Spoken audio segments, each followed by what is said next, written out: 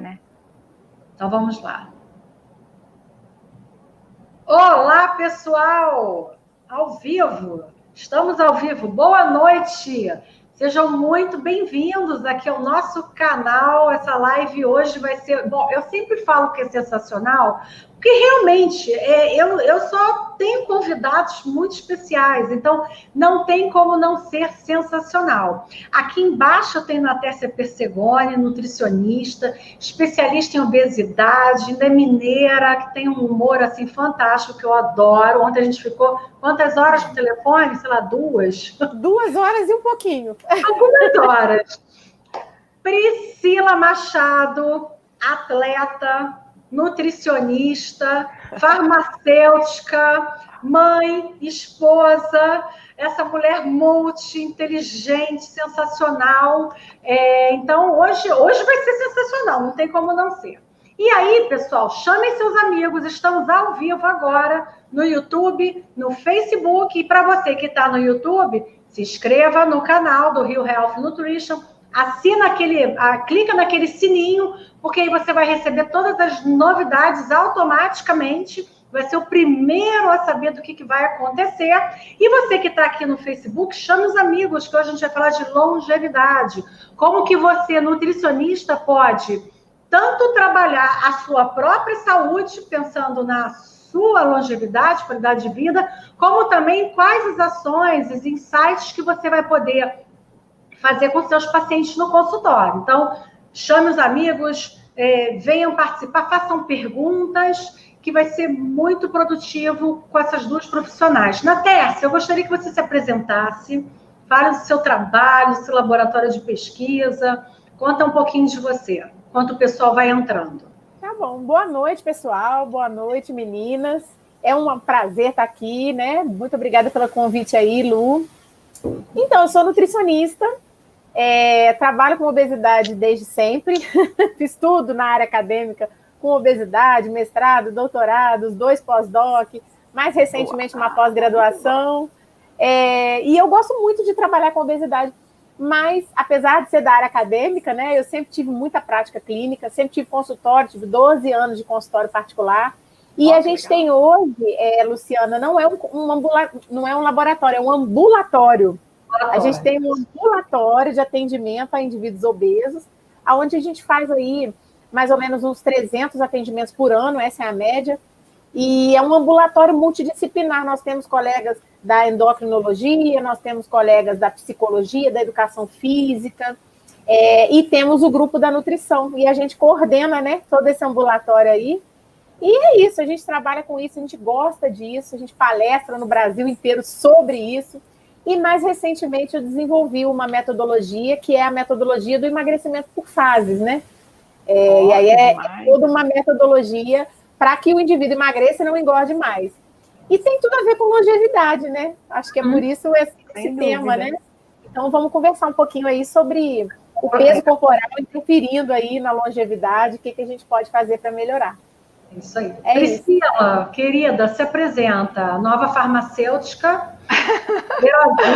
Agora está impossível, né? Eu até pensei em fazer farmácia quando você me contou que ia fazer farmácia. É apaixonante, né? Na verdade... Não tem muitos amigos farmacêuticos, não preciso ser. Eu, na verdade, eu comecei a minha carreira estudando biotecnologia. E aí eu estudava genética, sequenciamento de DNA, planta transgênica e tal, e aí eu me apaixonei por fitoterapia. E aí eu falei, vou estudar nutrição para fazer pesquisa na área de fitoquímico, de plantas e tudo mais. Só que aí a faculdade de nutrição, há alguns anos atrás, que eu não quero entregar a idade... Tô brincando, vamos lá. São meninas, gente. Então, eu me defrontei assim com um curso muito tradicional. Eu fiz na UFRJ e não se falava de alimento funcional, não falava de fitoterapia. Eu era atleta e com a biotecnologia eu trabalhava com pesquisa nessa área e eu falava assim, gente, não tem nada de esporte, nada de planta, nada de farmacologia de planta e tudo. E fui fazendo cursos extracurriculares. Quando eu acabei a faculdade, eu fiz um mestrado na área de inflamação, estudei ômega, escrevi um livro sobre esse assunto, Inflamação na Visão Ortomolecular, com o professor Efraim Olsver. Aí trabalhei com ele lá na FAPES um tempão, dando aula na área de ortomolecular. Depois eu comecei junto a atender com o Dr. Ítalo Rachid, que me ensinou muito sobre longevidade, sobre modulação hormonal, e fui fazendo uma pós atrás da outra. Aí fiz pós de fito, pós de ortomolecular, estou estudando tecnologia biofísica, enfim, a gente não para, né? Não fiz o doutorado e aí resolvi fazer outra faculdade, porque aí eu falei, não, eu preciso estudar um pouco mais de química. Aí eu fui fazer farmácia. E aí hoje no meu consultório eu exerço as duas profissões. Então eu faço atendimento nutricional e faço atendimento farmacêutico quando, né, na clínica, para trabalhar essa parte muito de detoxificação, exames toxicológicos, orientação para pacientes ou pessoas que estejam, né, numa pegada mais de se livrar do álcool, se livrar das drogas, se livrar dos tóxicos, dos poluentes, enfim. Então, essa parte química ortomolecular eu tenho exercido integralmente. Muitas vezes eu nem falo de dieta, mas o entendimento da fisiologia me levou a ir buscar cada vez mais esse conteúdo um pouco mais químico, né?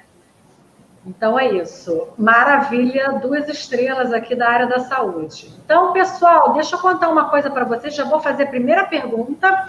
É que nós estamos com um preço de lançamento do nosso canal, que é o canal Rio Health Play. Então, você que tem interesse em se atualizar, em participar de conteúdos incríveis, né? Que são, a gente sempre tem novidades, um monte de bônus também. Vocês assinem nosso canal, entrem no link, peguem informações, que vai ser muito bom receber você lá. Então, vou fazer a pergunta agora para Priscila.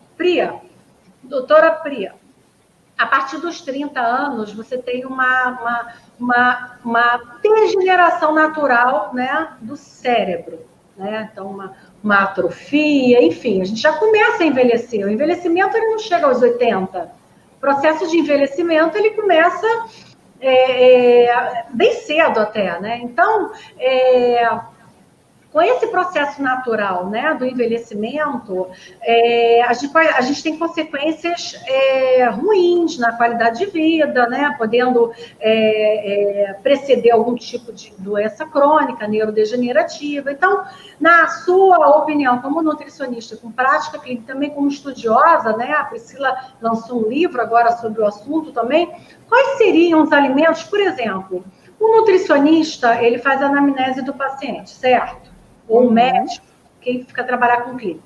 E aí, quais seriam perguntas importantes para você pensar numa prevenção do ponto de vista cerebral, pensando em longevidade? Se tem pai e mãe com doença, quais seriam, assim, 2 perguntas importantes? E do ponto de vista de alimentos e suplementos, com essa visão da ortomolecular, o que você indicaria para manter esse cérebro ativo?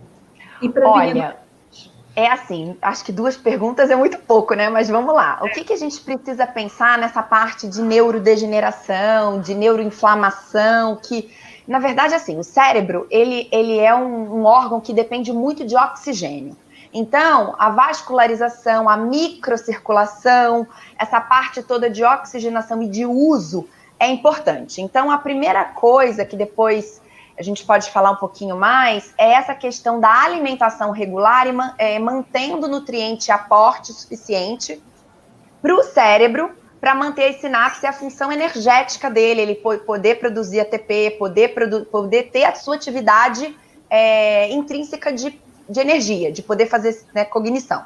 Uhum. Existem algumas questões ligadas à clínica que a gente pergunta em relação ao estado emocional do paciente. Então, assim, aí a gente sai um pouco da nutrição, mas a gente tem que pensar na vida da pessoa. Se essa pessoa é uma pessoa deprimida, ansiosa, mora sozinha, tem pesquisas mostrando que as pessoas que moram sozinhas morrem antes, as pessoas mais deprimidas, mais isoladas, agora na pandemia nem se fala o quanto que a gente está ansioso e tudo mais.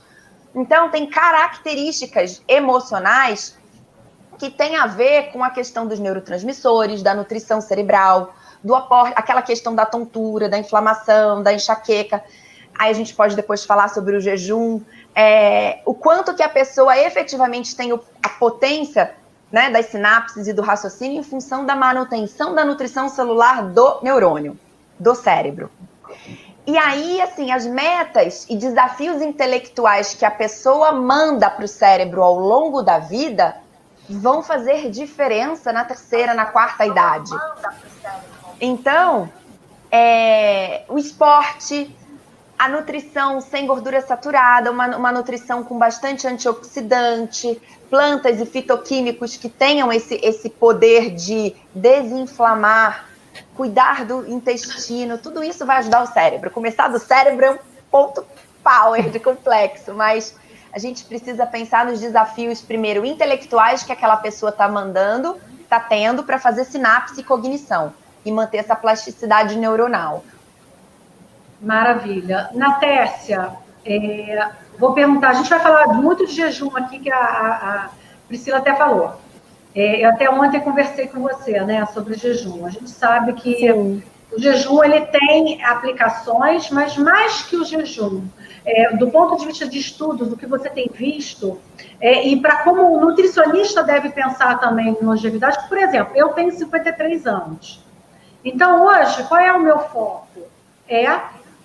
Como eu vou envelhecer, né? Eu já penso como que eu vou envelhecer, como é que vai ser isso. Então, tudo que eu faço, eu já estou pensando nos meus 70.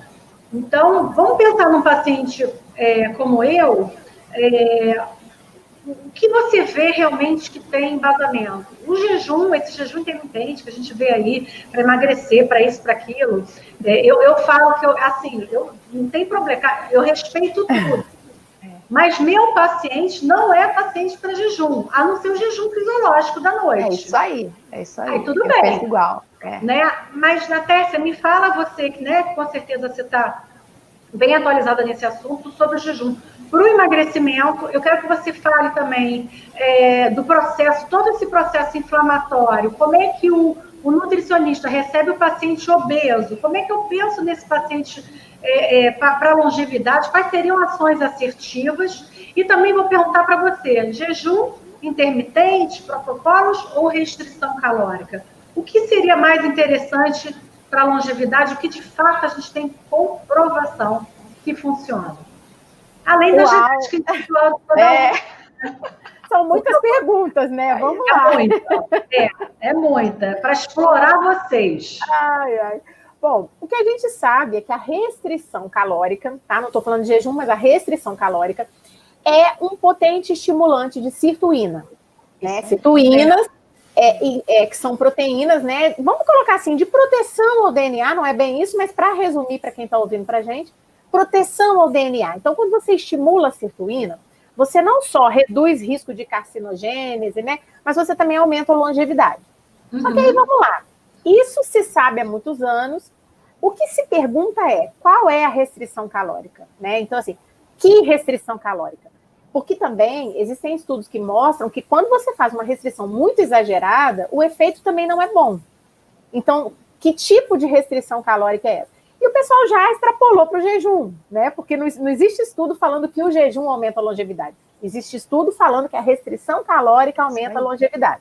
E aí o pessoal, eu tenho uma brincadeira que eu faço, que é assim, Stevie Wonder é cego, o amor é cego. Aí o povo vai lá e fala, então logo Stevie Wonder é sinônimo de amor. Né? Não dá para a gente fazer esse paralelo na ciência. Então, assim, a gente sabe que a restrição melhora longevidade. Ok. Mas que restrição? Né? E aí a gente pensa, quando a gente pensa na longevidade sob o ponto de vista metabólico, a gente pensa em todas aquelas vias de ciclo de Krebs, de cadeia de transporte elétrico, de função mitocondrial, que de fato, se estão muito exacerbadas, vão produzir mais espécies reativas de oxigênio e vão reduzir a longevidade. Então, se a gente pensa sobre esse ponto de vista, bem bioquímica, né? A gente pensa assim, bom, comer demais não é bom. Comer em excesso, de fato, reduz a longevidade. Isso está muito bem descrito.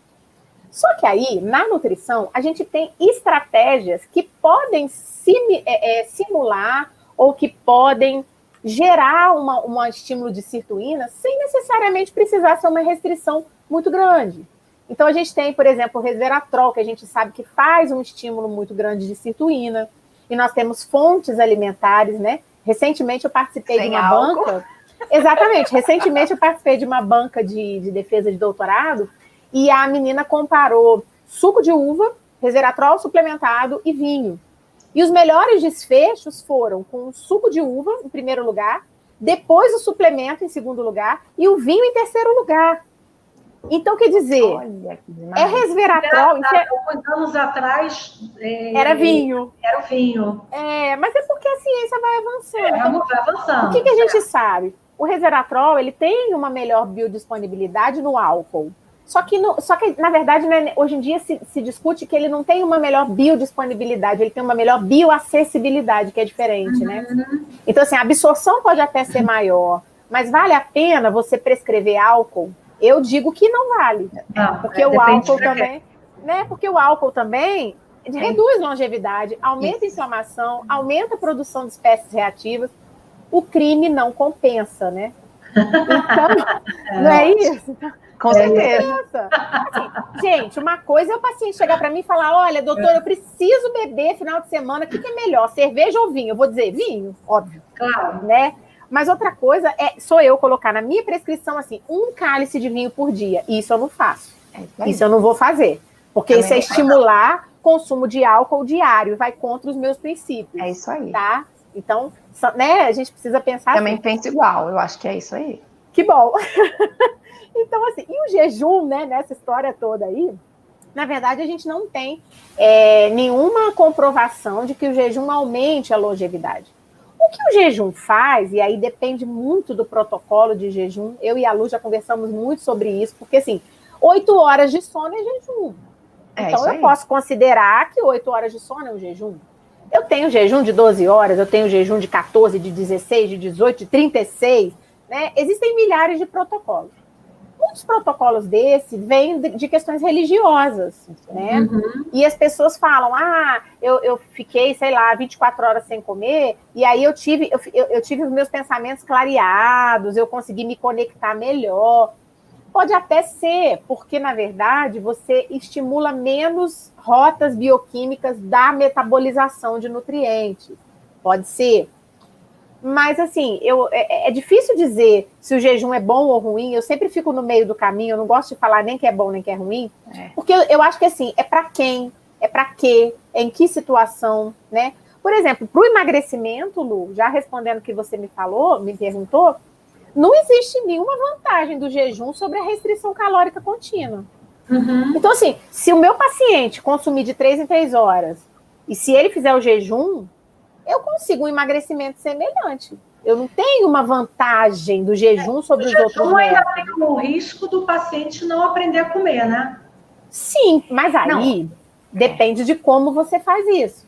Porque também tem... O jejum não é o que o povo acha. Vou parar de comer e ficar quantas horas sem comer. Depois vou comer qualquer coisa, né? Vai pra hamburgueria e enche a cara de bacon e gordura saturada. Exato, mas tem que ter um protocolo, né? O pessoal está fazendo jejum sozinho, na sua grande maioria. Não. Mas aí... Então, festa estranha com gente esquisita, gente. Não dá.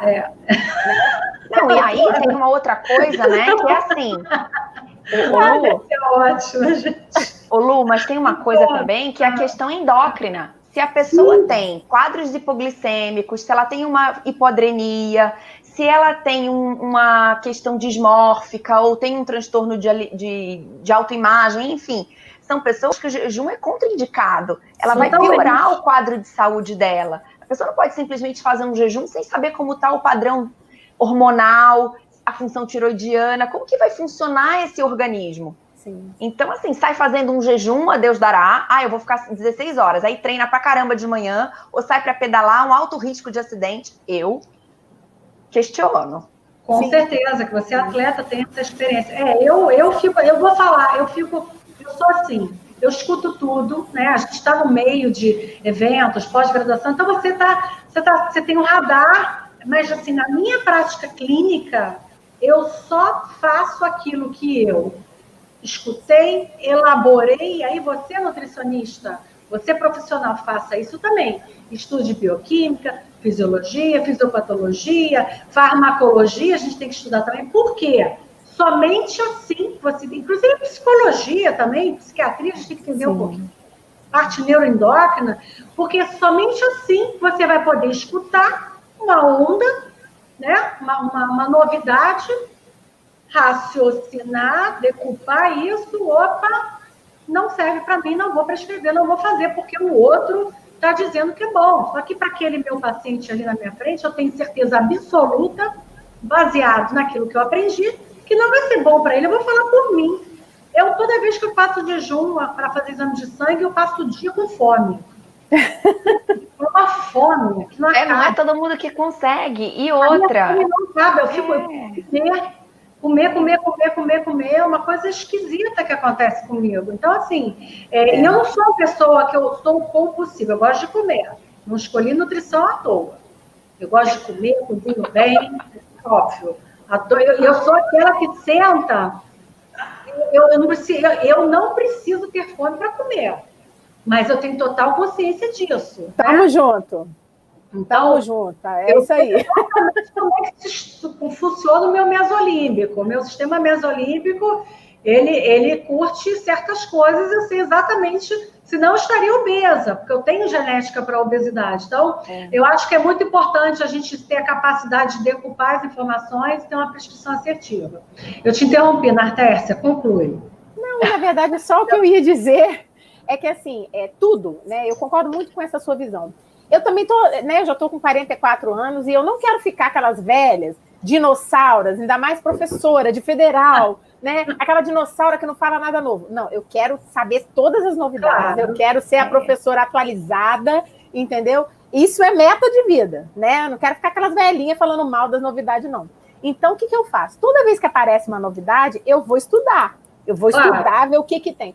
E aí, eu dou uma aula, né, que eu falo de jejum, até falei uma palestra para você, né, agora no último congresso, e quando eu falo de jejum, a primeira coisa que eu falo é assim, vantagens e desvantagens. Uhum. Eu preciso saber quais são as vantagens, eu preciso que o meu paciente entenda que, por exemplo, eu posso melhorar a fome dele porque eu vou aumentar a produção de colecistoquinina, que é sacietógeno. Se eu fizer um hidroximetilbutirato adequado nesse jejum, então precisa ser cetogênico, mas eu também tenho que saber que ele vai aumentar a GH-relina. E aí, se a fome dele passa pela GH-relina, o tiro sai pela culatra. Então, tudo que eu falo assim, vantagens e desvantagens. Como tudo, a Priscila falou de fito, né? Eu estou terminando a pós de fitoterapia, eu amo fitoterapia. E aí eu sempre falo, todas as plantas que eu estudo, eu começo pelo efeito colateral. Antes de saber o benefício, eu quero saber qual o efeito colateral. Porque, gente, tudo na vida tem efeito colateral. Até marido, você vai casar, tem efeito colateral. Né, não? Mas você tem que saber qual é o benefício. Tem benefício, gente, marido também. Então, qual é o benefício, né? E aí é isso. Então, a coisa do jejum, como, sei lá, cetogênica, low carb, detox, eu não falo mal de nada. Eu tento me manter, assim, neutra e entender os benefícios e os malefícios. Porque aí, se eu entendo isso, eu sei para quem, eu sei quando, né? Fica mais fácil. É o para quem. E hoje, a gente, com a questão da genética, a gente consegue saber mais ainda para quem, de forma específica, a gente vai trabalhar, né? E aí, isso assim, é fantástico. Não é? Hoje a gente tem como saber um monte de polimorfismo. E quanto mais a gente sabe, mais a gente vê que não sabe nada. Sim. Nada. Então tem pessoas que têm o DNA capenga, que é aquela pequena alteração que o receptor não vai atuar da mesma forma, que não vai responder o hormônio da mesma forma. Essa pessoa talvez precise especificamente de uma conduta mais arrojada. Agora, assim, falando do jejum para o envelhecimento, tem uma questão muito importante, que é assim, as religiões, elas falam do jejum em determinados períodos e épocas do ano. Sim. E jejum não é dieta, não é estilo de vida. Eu vou comer às 6 da tarde e todo dia eu só vou almoçar. São Mas períodos... estilo de vida não é nem para ser, né? Exato. Não é para ser estilo de vida, né? Então, o paciente de vocês, quando estiverem aí sentadinho, né, falando aqui para as nutricionistas, tem que observar e desmistificar isso, porque fazer um jejum por um período com um determinado propósito pode dar certo. Sim. Agora, não como sempre vou jantar às 5 da tarde e comer só no almoço. As pessoas estão negligenciando a ingestão de micronutrientes e uma micronutrição celular, fazer esse nutriente chegar naquela célula e está prejudicando a sua função de órgão, enfim, eu falo que o sistema é um departamento de uma empresa, né? Então, cada um é coordenado. Se você negligencia um determinado grupo, a corda vai arrebentar em algum momento. Então, a gente precisa ajustar. E aí, se a pessoa quer realmente fazer um jejum, no período que ela se alimenta, ela tem que contemplar as demandas que o organismo precisa. Sais minerais, hidratação adequada, baixa gordura saturada, os alimentos anti-inflamatórios, as fibras, os fitoquímicos, os polifenóis, tudo isso. Então, ela precisa efetivamente comer de verdade enquanto ela está se alimentando. E não ir lá e pedir 3 pratos no restaurante, parecer um foie gras lá, o ganso, que eles entopem comida até não aguentar mais, para depois ficar mais não sei quantas horas. E outra, a palavra intermitente é uma coisa que não é comum. Se você fica todo dia fazendo aquele jejum de 16, 20 horas, não é intermitente. Não é intermitente. O corpo já vai se adaptar. Aí já não funciona.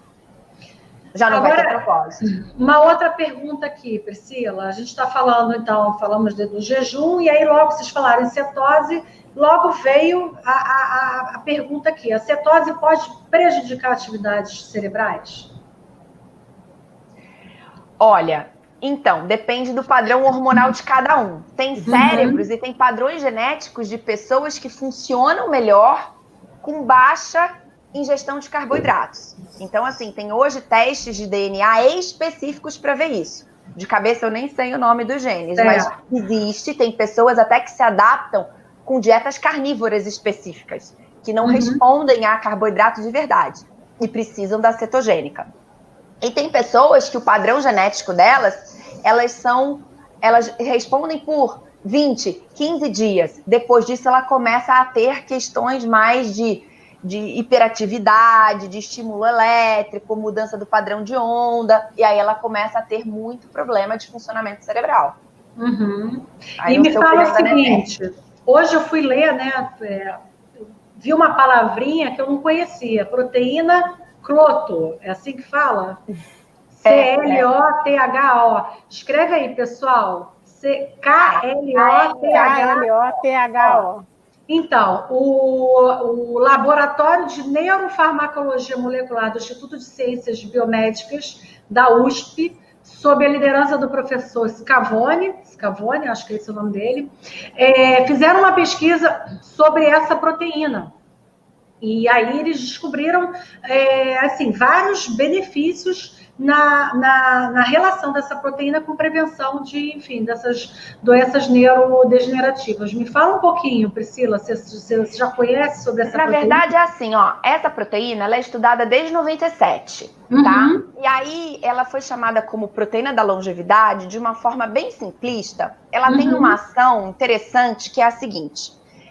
Ela estimula a produção de antioxidantes no neurônio e a questão de vias ligadas a processos anti-inflamatórios. Se nós pensarmos que a degeneração neurológica ou as doenças associadas ao neuroenvelhecimento são doenças de cunho inflamatório e de estresse oxidativo, onde a gente tem alta produção de radicais livres e danos, quando a gente libera proteínas que estimulam os processos, né, naturais de antioxidante endógenos, né, dentro do tecido e de anti-inflamação, a gente melhora. Então, tem pesquisas, as pesquisas não são conclusivas, quer dizer, eu não sou uma expert no assunto, eu não li trabalhos atuais sobre isso, tá? Resumindo, assim, o que a gente tem, mais ou menos,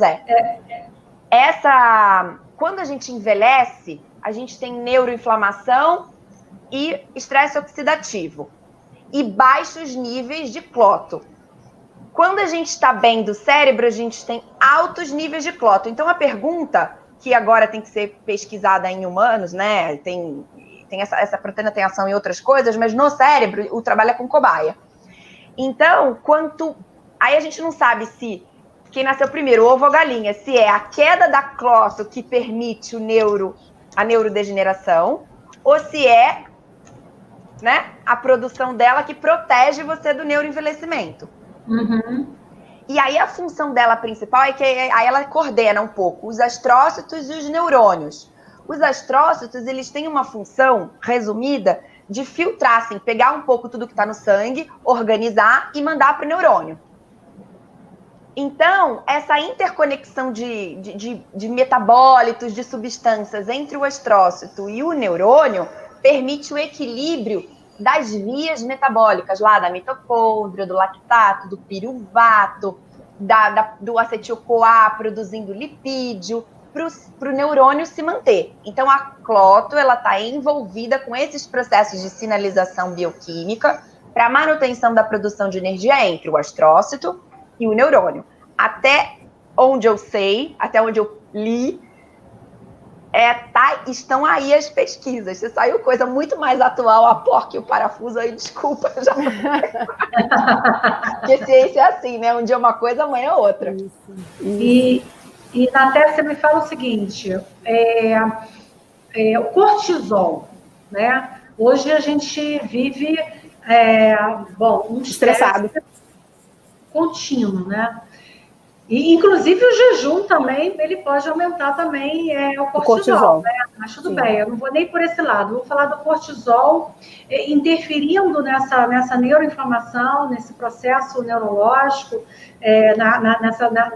pensando na longevidade. Porque quais são as doenças? Se a gente pensar do ponto de vista do cérebro, a gente tem as doenças relativas, por exemplo, Alzheimer, o Parkinson, a gente tem, enfim, as doenças... os pequenos derrames, isquemias, né, que as pessoas vão tendo a memória. Então, assim, a gente tem vários processos que podem fazer com que você... Porque quando a pessoa perde a memória, há um declínio cognitivo. Haver um declínio cognitivo, possivelmente essa pessoa vai evoluindo, é o que a gente percebe no idoso.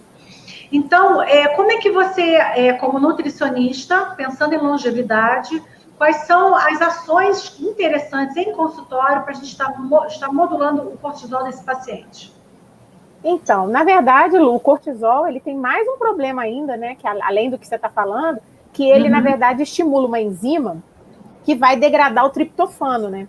Então, quanto mais elevado ele está, mais o triptofano degrada. E mais você forma quinurenina, que é uma molécula derivada do triptofano que vai ser excretada. Isso é um problema sério, né? Quando a gente pensa... Vocês estão ouvindo um barulho? Está um barulhão? Não. Eu não sei se enfim, então tá bom. Achei que era na live. Tá ouvindo, Priscila? Não. Eu estou ouvindo. Não? Ah, então tá bom. Então, na verdade, o que acontece? Quando você tem um cortisol elevado, você tem, por exemplo, menor quantidade de serotonina.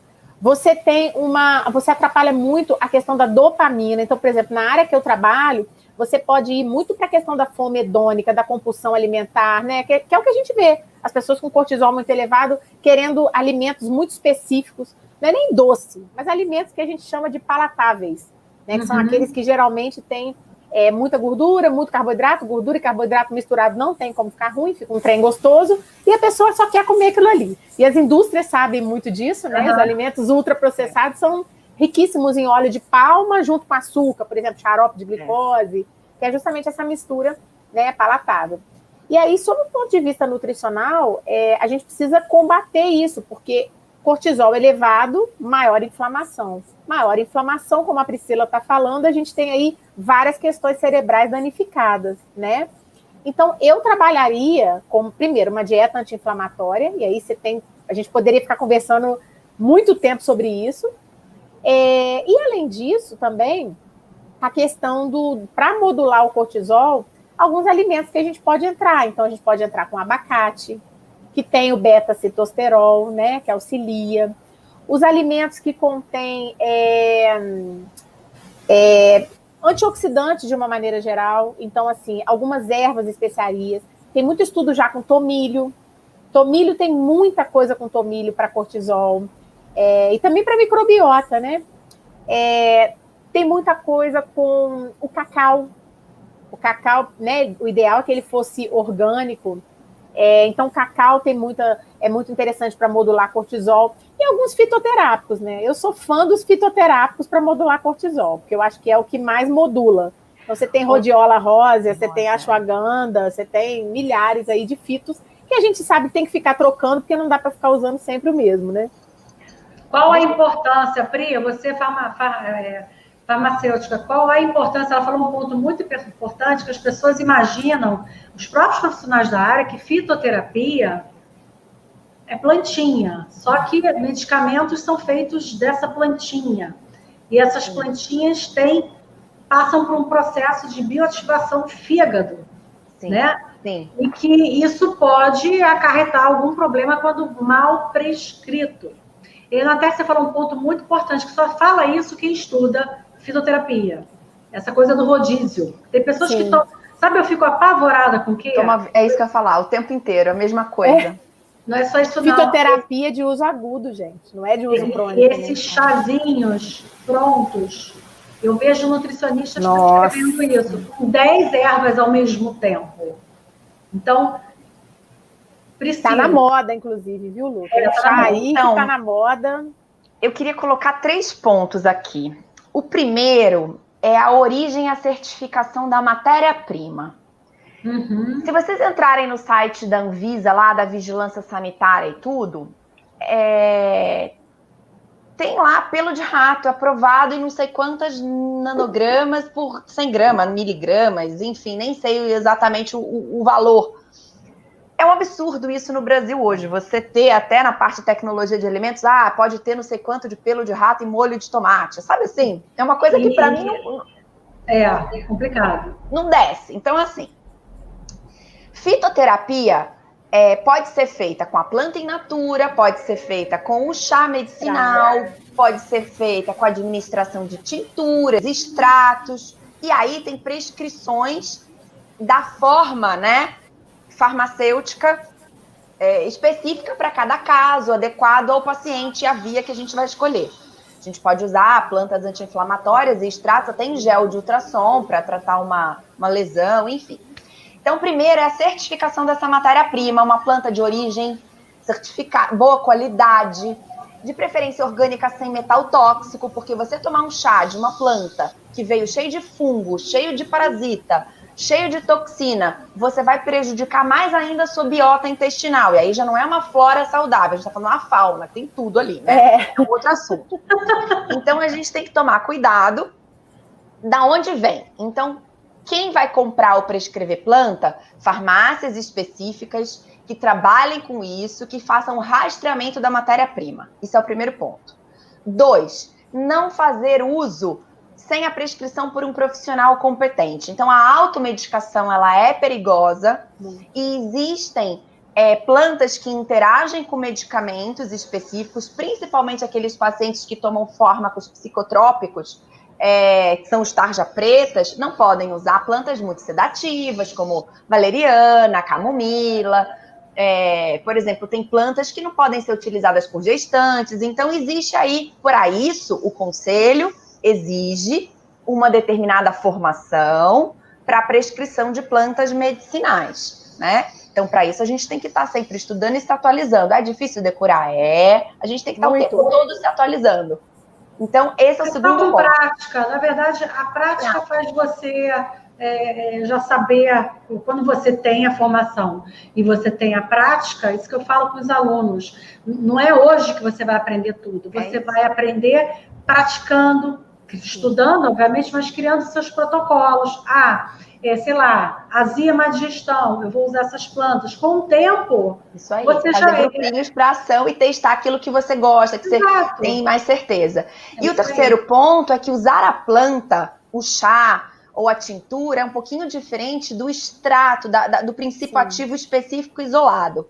Porque a planta, ela é um fitocomplexo, ela tem associado ali o sinergismo de várias moléculas que vão dar aquela característica. Então, quando a gente usa lá rhodiola, ashwagandha, a gente tem uma energia daquela planta. É diferente da gente pegar a teobromina ou a teanina do chá verde, que tem uma ação específica, ou a cafeína, que é uma metilxantina. Então, assim, a gente tem que entender bem desses princípios ativos e experimentar. Então, assim, não é para dificultar o uso, mas ter um pouco de cuidado.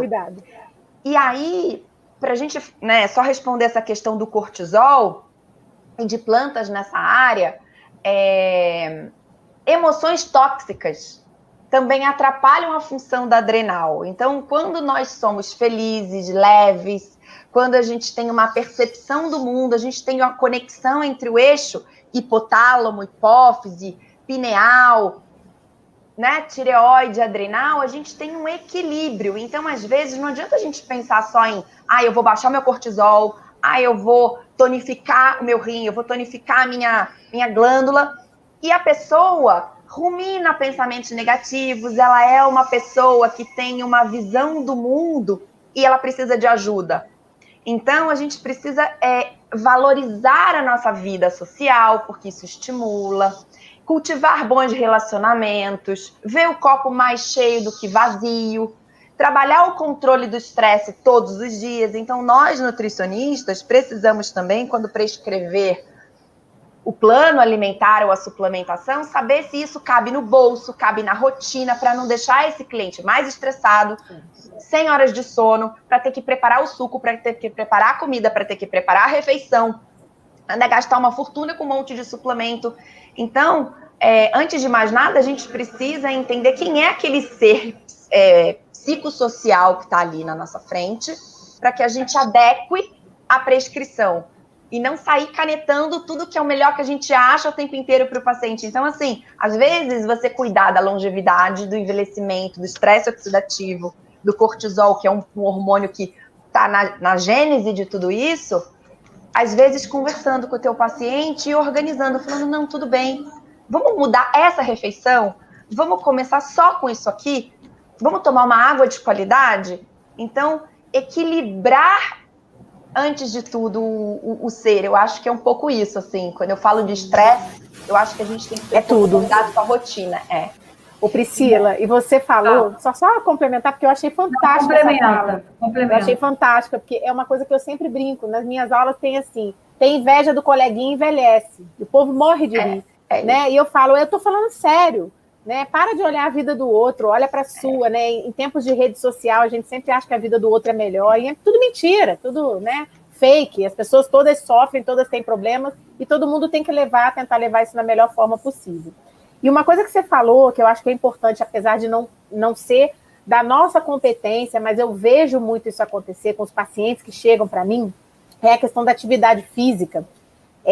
Às vezes eles resolvem fazer, sei lá, tá na moda crossfit. Aí todo mundo quer fazer crossfit.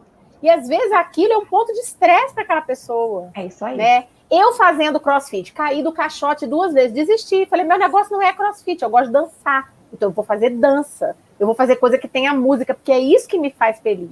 Quando eu estou na academia, eu estou relaxando. Se ir para a academia, fazer uma atividade que vai me estressar, o que adianta? Eu estou aumentando o cortisol e eu estou fazendo uma coisa que eu odeio, indo com raiva, que saco, tem que ir.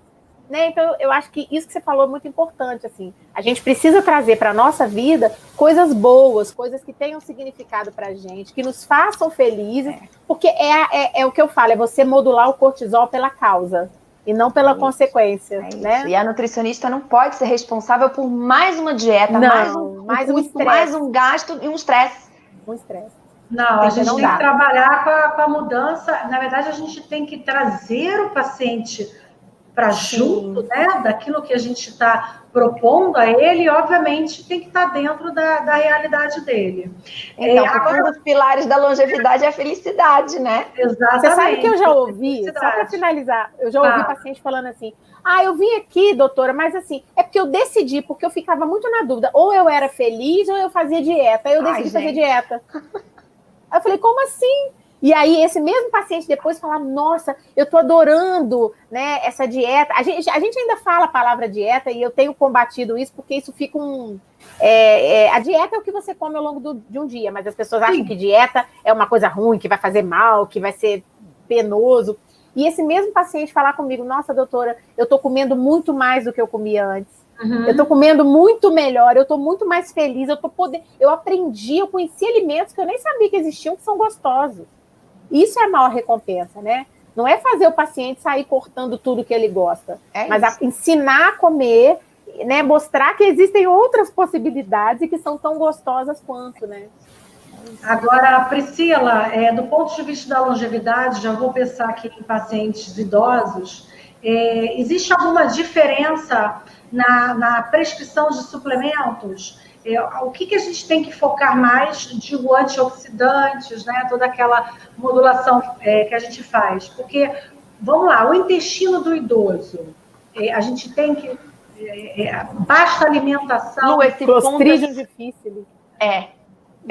Isso é muito importante porque é o seguinte, o idoso, ele tem uma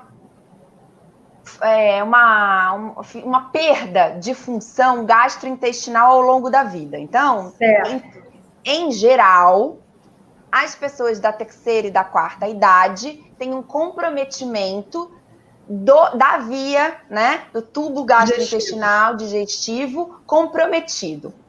Então, tem duas coisas para pensar. Primeira, ele não tem a eficiência absortiva, então ele teria que comer mais para absorver a mesma coisa que um adulto saudável. O que nem sempre é possível, porque muitas vezes eles têm alteração de dentes, alguns têm dentadura, tiveram implantes e tudo mais, problemas de mastigação, dificuldades mesmo da ingestão específica, ou alguém que cozinha, enfim, a questão social do idoso, mais pastoso, e aí ele não tem a via oral funcionando muito bem. Então, a gente, enquanto nutricionista, que a via de prescrição é a oral, a gente precisa adequar a consistência, a densidade nutricional, a densidade energética, trabalhar com enzimas ou tinturas digestivas, fazer a reposição da flora intestinal desse idoso, tomar bastante cuidado com isso. E aqueles que têm realmente uma necessidade abrupta de melhora, assim, de vitaminas e minerais, aí eu efetivamente gosto de fazer a prescrição de vitaminas intramusculares e endovenosas e encaminhar para o clínico. E aí trabalhar em parceria com os médicos para que haja efetivamente a nutrição desse indivíduo por outra via. A nutrição não pode trabalhar com outras vias que não seja via oral. Então, dependendo do caso do idoso, um idoso mais sarcopênico, mais comprometido, com dificuldade digestiva, aí eu encaminho para o acompanhamento médico para fazer, então, soro ou trabalhar com injetáveis. Aí eu faço a prescrição específica e o médico também vai decidir conjuntamente. Então, eu acho que no idoso a gente tem que trabalhar a flora, a digestão e a consistência. Excelente. Natércia, pensando em alimentos funcionais, o céu é o limite, né? Agora, vamos lá, o top 5, os 5 alimentos que vou anotar.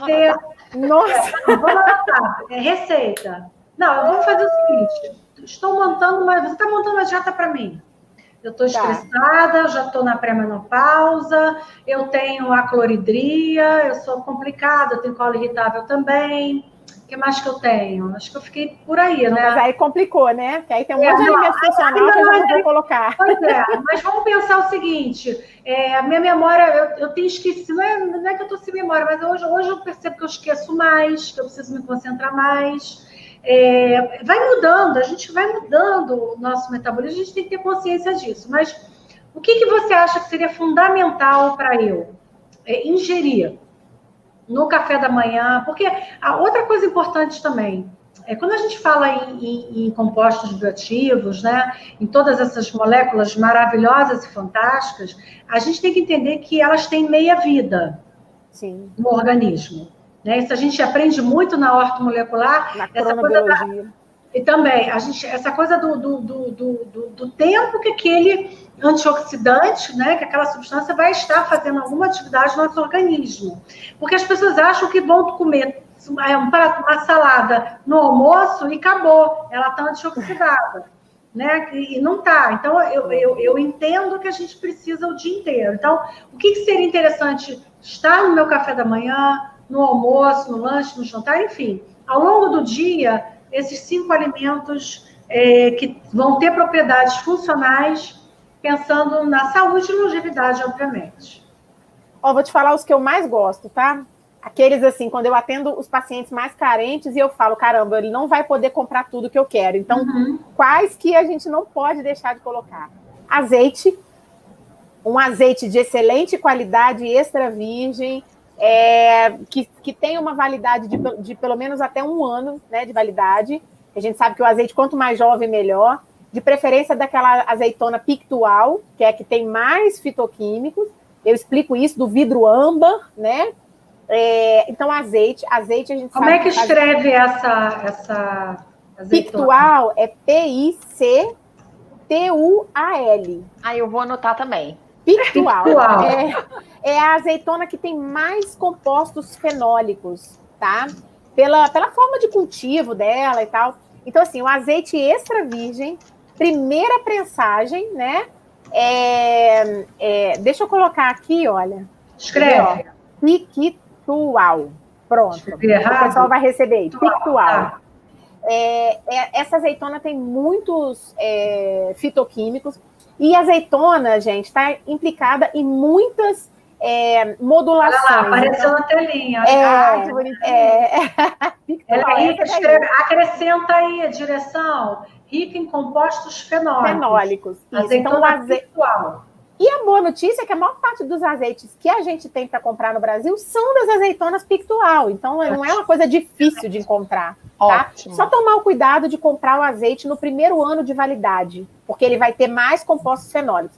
Aí vem essa coisa também, né? O prazo de validade, shelf life do azeite, são 2 anos. Mas o ideal é você comprar quando ele ainda está no primeiro ano, tá? Porque ele vai ter mais compostos fenólicos. De preferência, comprar, por exemplo, um azeite que ele foi produzido e envasado no mesmo lugar. Isso vem escrito lá no rótulo, tá? Que ele vai ter mais compostos fenólicos. Então, assim, azeite, gente, comam azeite.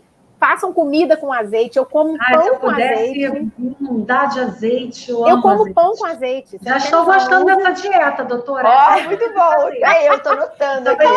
Azeite, gente, azeite modula insulina, tá? Azeite, ele ajuda a você diminuir o papel inflamatório do óleo de palma, que está na maioria dos alimentos industrializados. Então, aquele paciente que come muito industrializado, você não vai tirar tudo de uma vez só, porque ele não vai dar conta. Você coloca o azeite, porque o ácido oleico diminui o papel do óleo de palma, do ácido palmítico. Então, azeite, fantástico. Eu acho que eu elegeria também o chocolate, tá? Porque eu acho que o chocolate... Tô gostando. O chocolate, né, com mais quantidade... Não gosta? Nossa Senhora! Essa pessoa é diferente, hein? Mas eu não vou falar nada, porque eu não gosto de pizza, né? Todo mundo gosta de pizza, também não. Então... Gente, pensa bem. Então, assim, o chocolate, o ideal é que ele seja acima de 70%, mas é claro que quanto mais próximo do 100%, melhor, porque ele vai ter mais cacau, né? E o cacau é extremamente antioxidante, anti-inflamatório. Eu tenho uma parceria no projeto de doutorado que a gente está publicando agora, o artigo, se Deus quiser, vai sair agora, de chocolate modulando a abstinência tabágica. Pacientes conseguindo parar de fumar. Por causa da teobromina? Por causa da ação central da teobromina? Sim. Olha, as avendraminas, né? Então você acaba tendo, assim, anandamida também tem muita no cérebro, né? Quando você consome chocolate. Então, assim, estudo muito legal, enfim, original. Quando for publicado, eu mando para vocês. Ai, que bacana. Não, você vai falar dele no próximo congresso. Pronto, fechou. Tem que chamar o meu aluno, que é o todo mundo, chama todo mundo. Ele que fez o trabalho. Vem todo mundo falar do congresso, do artigo, ótimo. Professora Aline. Arthur, você está convidado. Isso, chama o Arthur, que ele é sensacional. Vou chamar. E assim, você imagina, trabalhar com dependência. O grupo que eu estou como parceira, né, nem é meu, é o grupo da professora Aline Nemer, que trabalha com dependência química. E eles agora estão pensando em usar chocolate para dependência química. Por conta dos resultados desse estudo, que foi feito em humanos, tá? No centro mesmo de atendimento a Mas aí pacientes. você usou o cacau, o extrato de cacau, porque aí o açúcar é ruim, né? O chocolate, com açúcar mesmo. Com chocolate, 74% cacau. Nossa. E mesmo assim, você imagina... Não, você imagina se fosse o extrato, teria sido um efeito melhor ainda. Mas é porque nesse grupo tinha que ser esse chocolate, porque era com humanos, as pessoas não iam aceitar... né? Uma população assim que come muito doce, que come muito mal, sabe? População mais carente. Então, isso foi o mais próximo do melhor que a gente conseguiu fazer. Legal. Sabe? E já deu o resultado. Você vê que às vezes, né? Então, ó, azeite, chocolate, são 5, né, Luciana? São 5. Jesus Prime. Açafrão. Obrigada, açafrão, né? Porque cúrcuma, Cúrcuma está em todas, Tudo. Né? O problema que eu acho da cúrcuma, por exemplo, é que nem todo mundo gosta do sabor. Eu, por exemplo, detesto. Eu não curto muito também. Eu uso cúrcuma em cápsula. Atualmente estou usando cúrcuma em cápsula, tá? Eu também. Mas assim, eu adoro. Para quem gosta, né? A cúrcuma, inclusive o curry também, né? O curry, que é aquela mistura de 11 ervas, tem estudos falando que o curry, por exemplo, modula GLP-1, gente. Que é coisa que o pessoal está fazendo com medicamento hoje em dia. Uhum. Então, assim, possibilidades de modulação, inclusive tem várias possibilidades de modulação de GLP-1 alimentares. Claro que não é na gama do espectro do medicamento, mas dá uma ajuda, né? Eu gosto muito do abacate também, acho que tem que falar dele, né? O abacate. Eu amo avocado. Eu aprendi a comer avocado com a Priscila, não me esqueço. Na aula de pós-graduação, uma das primeiras turmas de pós da ortomolecular, a Priscila veio da aula e acho que era recursos ergogênicos, não lembro o que era. Metabolismo de lipídio, talvez. Lipídio, exatamente. E aí ela no meio, assim, na hora do lanche, ela abriu eu nem conhecia avocado. Ela pegou aquela coisa pequenininha, ela cortou assim, fez assim e comeu assim, é sério. Eu acho super gostoso. Lógico que eu já conhecia abacate, obviamente, mas o avocado foi, deve ter uns 10 anos. Acho que no Ele tem um sabor diferente, né? Eu acho que aqui no Rio nem tinha avocado. Quer saber? Aqui não tinha. Olha, eu tô tendo várias ideias. Olha que bom, deixei uma sementinha. Acho que eu vou passar de 5, hein? As frutas vermelhas. Frutas vermelhas ricas em antocianinas, antocianidinas, pró-antocianidinas, bom para circulação, bom para celulite, para evitar ruga. Endotélio. Endotélio, produção de óxido nítrico endotelial, né? Uhum. Então, excelente também. O tomilho, que está tendo muita pesquisa com tomilho agora, para modulação, inclusive, de microbiota intestinal. Tá? Muita coisa com tomilho. Mesmo, interessante. Tem uma pesquisa que eu uso na minha aula, que é assim, é o tomilho no azeite. É o que a gente chama de aromatizar o azeite. Né? Eles pegaram um azeite extra virgem, com uma quantidade grande de compostos fenólicos, e colocaram um raminho de tomilho ali. E verificaram redução de LDL oxidada, então pensa, diminuição de dislipidemia, e diminuição de Clostridium e Firmicutes na microbiota e aumento de bifidobactérias. Olha que legal. Gente, a única coisa que a gente tem que ensinar aí o povo é limpar muito bem essa planta, secar para você não estragar seu azeite. Senão vai furar, você vai perder o vidro inteiro do azeite rico da azeitona pictual. Pictual. Gente, e esse azeite não é nada caro não, né? Porque a gente fala assim, quem tá ouvindo pode pensar, nossa, esse azeite das virgens do deserto. Não é nada disso. É um azeite que você consegue ali na promoção do supermercado, tem várias marcas, tá? Várias marcas. Né? E aí... Vidro escuro. Fundamental. E assim, gente, o suco de uva integral da garrafa de vidro. De preferência da uva Merlot, que é a mais rica em resveratrol. E sem açúcar, óbvio. Sim. Ele já tem... Então, ele já tem a frutose da fruta. Olha, Natécia, amanhã, em sua homenagem, eu vou fazer as receitas com esses alimentos. Eu vou fazer uma mousse de avocado com cacau. Nossa. Vou fazer um azeite com cúrcuma, tomilho, fazer uma mistura. Ai, que maravilha. Vou fazer também um suco vermelho com as frutas vermelhas, o suco de uva. E de sobremesa, o abacate com cacau. Uma mousse de abacate com cacau. Com cacau. O que mais? Você falou quantos aqui já? Falei uma porção. Já falei do azeite, do tomilho, das frutas vermelhas, do abacate. Mais o que eu falei, gente? Do chocolate. Então, fechou 5. Muito bem. Passou no teste. Priscila, então vamos falar dos 5 suplementos. Você já ouviu falar nos nootrópicos? Nos nootrópicos? Que são os ativadores de função cerebral, de memória, porque hoje em dia a gente fala de alta performance. Então, a gente vai passar um pouquinho do tempo, tá, diretor? Um pouquinho do tempo, só um pouquinho. E me fala um pouco dos 5 que você acha que uma pessoa que quer ter uma memória em alta performance e também prevenir doenças, obviamente, o que ela deveria, quer dizer, o que ela não, o que nós nutricionistas, médicos, farmacêuticos, podemos incluir no nosso protocolo? Então vamos lá. Aqui. O primeiro, Gema de ovo, por conta da colina e da vitamina E, que é um antioxidante. A colina faz parte da produção da acetilcolina, que é um neurotransmissor. 2, a cúrcuma, que é anti-inflamatória e antioxidante. Então, ela inibe genes que vão mexer com a inflamação e ela estimula o NRF2, que estimula antioxidante. Então, é a cúrcuma. Então, fazer o ovo com a cúrcuma aí, ó.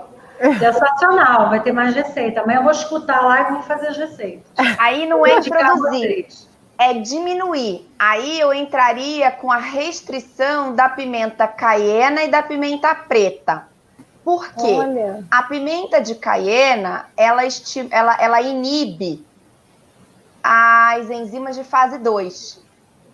E a pimenta preta, ela estimula Lucky Gut.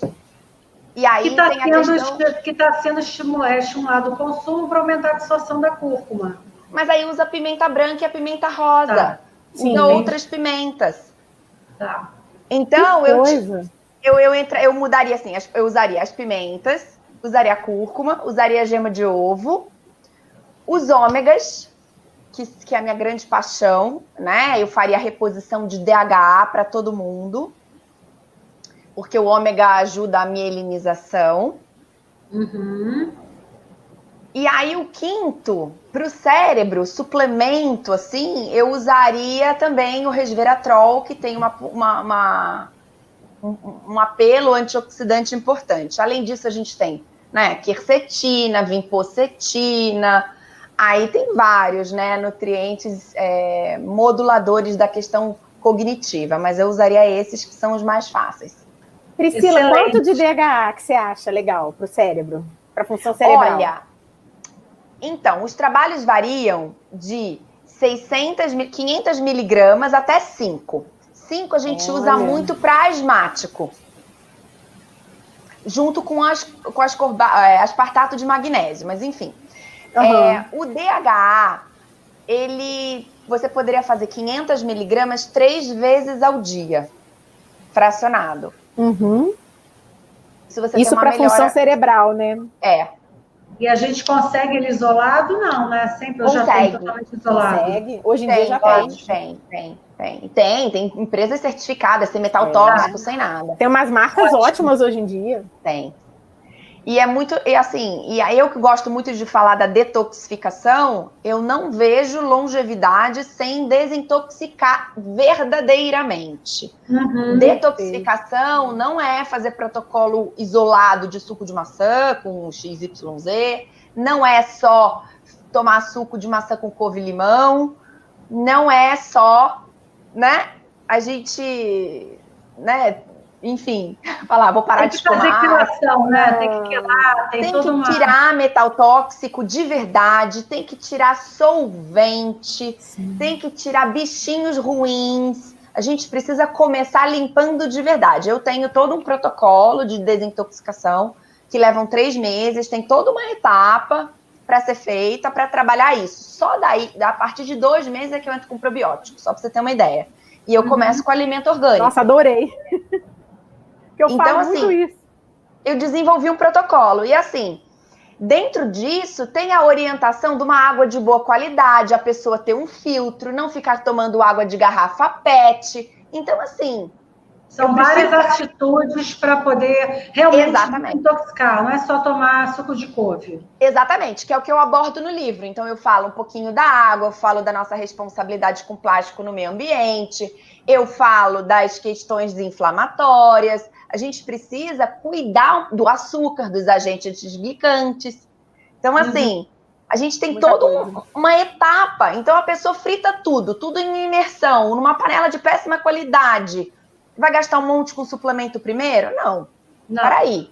Vamos consertar a tábua, a panela, a água, mudar hábitos, começar a comer mais vegetal de verdade, comida de verdade.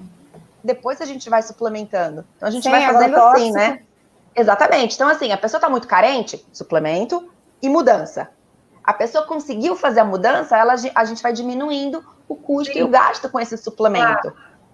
Então, tem, né, tem tudo isso. é uma prescrição racional. As pessoas, muitas vezes o paciente chega tão desequilibrado, ele chega com tantos sintomas que só a alimentação, como você falou, não vai dar conta. Não vai dar conta. Eu peço dosagem de metal tóxico para todos os meus pacientes. A maioria vem com alumínio alto. Sim. Alguns têm mercúrio, alguns os espumantes têm cádmio. Cobre, eu pego muito cobre alto em meninas tomando. Então, anticoncepcional. Aí se você não muda o desodorante, você vai continuar tendo problema. E o alumínio, ele é um metal que ele se camufla, ele vai lá, tá na gênese da osteoporose, tá envolvido com Alzheimer. Então, quando a gente começa a entender que pequenas coisas a gente pode ir fazendo no dia a dia, coisas simples, a gente resolve tanto pau no corpo. Inclusive eu uso desodorante, eu uso leite de magnésio. Então, isso aí. Eu uso puro, não faço aquela mistura de óleos essenciais, muito trabalhoso. Eu uso ele, adoro, que é branquinho, quem tem axila escura, então é uma maravilha aquilo. Então, outra coisa importante para a longevidade, assim, só para concluir, é a questão das maquiagens, dos solventes, tudo que a gente passa na pele. Eu já andei comprando agora um monte de empresa que tem apelo. Na verdade, os compostos orgânicos voláteis também são tóxicos, tá? Tem produtos de... Então, a gente tem que tomar cuidado um pouco com a palavra orgânico. A minha maquiagem é tudo orgânica. Então, sim, mas orgânico no sentido de ser bom, não orgânico, né? Porque tem benzeno, tolueno, são moléculas orgânicas, que são tóxicas. Então, a gente tem que tomar um pouco de cuidado. Então, assim, maquiagem, shampoo, a gente tem que ter já que a gente está falando de health, né? Num espaço, no canal, health, eu acho que a gente precisa... Isso aí, perfeito. Eu finalizo assim, dizendo que a gente tem que cuidar de tudo, para ser longevo, de tudo que a gente passa, porque a pele é o maior órgão do corpo, a gente absorve, a gente intoxica. Não é só o que a gente come. E nós, profissionais de saúde, que estamos ali ouvindo o nosso paciente trocando, por que não dar dicas e ajudá-los a tomar melhores decisões e serem autônomos, né? E terem capacidade de discernir melhor sobre o que eles querem para o futuro. Então, eu acho que é um pouco isso aí que a gente tem que... Maravilha, Priya. Natércia, suas considerações finais, vamos lá. O que você... Um recado que você vai dar para o nutricionista, né? Médico, enfim... profissional da área da saúde e também para o público geral, para que ele tenha muita longevidade, com saúde. Comam vegetais orgânicos. É isso aí. Vamos trabalhar, né? Eu acho que essa é a frase, comam vegetais. Porque fruta também, mas fruta tem que ser mais controlado. Agora, vegetal não, a gente precisa comer vegetal, a gente precisa comer vegetal orgânico, diminuir realmente essas toxinas. Eu acho que faço coro aí com a fala da Priscila. Quanto menos toxina, melhor, né? Eu tenho um artigo belíssimo que fala dos compostos bioativos que estimulam cada CIP do citocromo P450. Então, assim, olha que legal. Utilizar, se você quiser, eu até te passo, Priscila. Eu já vi que você gosta desse tema. É muito legal, porque você tem vários compostos que estimulam as CIPs. Então, assim, quais são os alimentos que eu vou introduzir para ajudar nesse processo de desintoxicação? E, claro, reduzindo as toxinas, né? Que a gente pode reduzir. Eu acho que é isso. Comam vegetais, comam alimentos orgânicos, vamos pensar em desintoxicar, desinflamar e evitar a formação de espécies reativas de oxigênio. Eu acho que essa é a tríade principal. É isso aí. É isso aí. Natércia, qual é a sua rede social? A gente vai escrever aqui. Priscila também, vamos colocar aqui. Quem quiser fazer perguntas para vocês, procurar vocês nas mídias sociais, coloque aqui do lado, eles vão colocar. Foi muito bom, foi assim, sensacional, como eu falei, seria sensacional. Inclusive, foi muito gostoso, né? Pelo menos para mim foi muito gostoso. Foi rapidinho. E o que acontece? Elas são tão encantadoras, pessoal, porque eu admiro tanto essas duas profissionais, que eu fiquei aqui curtindo tudo que elas estão falando, porque foi muito bom, passaram muitas informações relevantes. E aí, vamos finalizar, Priscila, fala também aí, coloca a sua rede social, para a gente escrever aqui na legendazinha, para o pessoal procurar você. E aí eu vou avisar mais uma vez nossos queridos ouvintes que estão aqui acompanhando essa live maravilhosa, que o Rio Health Play é o seu canal por assinatura, com aulas, séries para você maratonar, imergindo em conhecimento e conteúdo de qualidade. Vem com a gente. Muito Só tem chique. coisa boa aqui. Pessoal, coloque aqui Isso, muito bem. Muito bem. Tá aqui, procurem elas, são super acessíveis, vão responder. Quem quiser, a Priscila está em São Paulo, na Tércia, em Juiz de Fora, pertinho aqui do Rio. E acompanhe a gente toda terças e quinta, às 7h30. Eu sempre estarei com vocês e com convidados mais do que especiais, que eu tenho a honra de poder trazer e de poder compartilhar e conviver com essas pessoas que sempre acrescentam muito a mim como pessoa. Aliás, Priscila, eu preciso fazer uma consulta com você, tá? Que eu estou precisando. Acrescentam muito como pessoa, como profissional também, então foi maravilhoso estar aqui com vocês. Muito obrigada, ó. Amei vocês duas. Obrigada, meninas. Beijo, boa noite para vocês. Obrigada pela oportunidade de estar aqui falando. E quem quiser ler um pouquinho mais sobre isso, eu acabei de escrever. Acabei de escrever um livro chamado Seu Futuro é um Prato Cheio. Uhum. E aí, como o mundo está mais digital, ele está na plataforma Kindle da Amazon. O app é gratuito, então, se alguém quiser ler um pouquinho mais sobre isso, Seu Futuro é um Prato Cheio. O livro é gratuito, Priya? É gratuito? O livro não é gratuito, tá, mas o app do Kindle é. Sim, claro, bom. Comprem. Mas é baratinho. Porque deve ser maravilhoso. Compre, o meu eu quero autografado. Então é isso, gente. Muito obrigado. Parabéns às duas. Obrigada. Tchau, gente. Boa noite. Obrigada. Tchau.